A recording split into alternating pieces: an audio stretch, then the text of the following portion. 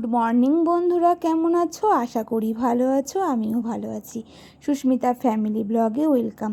তো চলো, আজ সারাদিন কী কাজ করব অবশ্যই তোমাদের সঙ্গে শেয়ার করব। প্লিজ তোমরা সাথে থেকো, পাশে থেকো।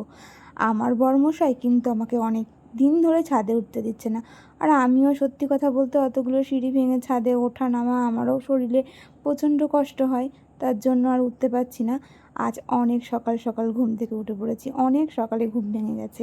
তারপর আর ঘুম আসেনি। এদিকে অশ্মির পড়া ছিল, অশ্মি পড়তে চলে গেছে, আর আমি একটু চা আর মুড়ি নিয়ে বসেছি। মুড়িটা খেতে ইচ্ছা করছে না, তবুও খেতে হচ্ছে। আগের দিন রাত্রেবেলায় আমি ভাত খাইনি, তো একটু মুড়ি আর চা নিয়ে নিয়েছি। ওই জন্য আজকে আর বিস্কুট নিইনি। ওই যে মুখ দেখেই বোঝা যাচ্ছে খেতে ইচ্ছে করছে না। তারপর কিন্তু অনেকটা সময় ছিল, তারপর আমি একটু শুয়েছিলাম, কারণ কাজ টাজ সমস্ত কিছু হয়ে গেছিলো। কি করব, একটু শুয়েছিলাম, বসেছিলাম। আর অশ্মির আজকে স্কুল নেই, তো এদিকে আমি সকালবেলা জল খাবার বসিয়ে দিয়েছি, অশ্মিকে আনতে গেছে। তারপর এই যে ভাত, আলু সিদ্ধ, বেগুন ভাজা আর আগের দিনের ডাল আছে। তো অশ্মির আবদার হচ্ছে যে আমাকে নাকি মা ভালোবাসে না, আমাকে আর খাইয়ে দেয় না, অনেক দিন যাবত তোকে খাইয়ে দিইনি। হ্যাঁ, এটা সত্যি কথা, অনেক দিন ওকে খাইয়ে দেওয়া হয়নি। নিজের শরীরে একটু জুত পাচ্ছি না, তারপরে নিজের সংসারে কত কাজ, তারপরে সত্যি মেয়েটাকে একটু খাইয়ে দেওয়া হয়নি, নিজেও মনে মনে ভাবলাম।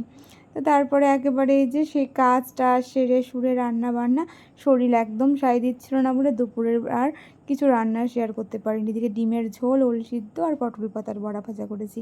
আর আমার বরমশাই বেরিয়েছিল আগের দিন, যে চুনো মাছটা খেতে ভালোবাসি বলেছি, শুনেছে সেদিন। তারপর আবার চুনো মাছ নিয়ে এসেছে। সত্যি কথা বলতে এই চুনো মাছটা যদি না নিয়ে আসতো, আমি আজকাল ভাত খেতে পারতাম না।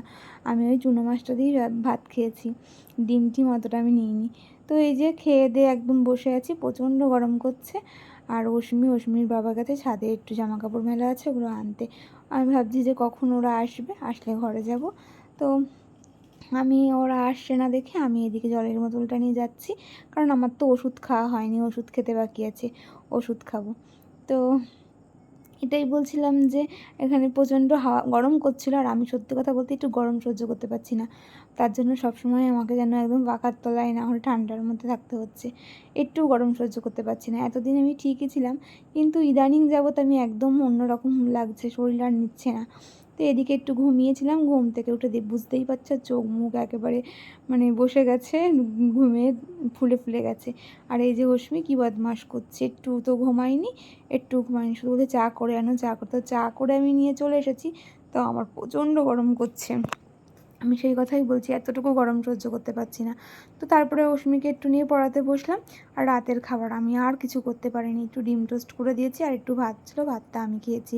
তো চলো, এই ভিডিওটা এখানেই শেষ করলাম। আর নতুন একটা ভিডিও দেখা হলে ভিডিওটি কেমন লাগলো অবশ্যই জানাবেন।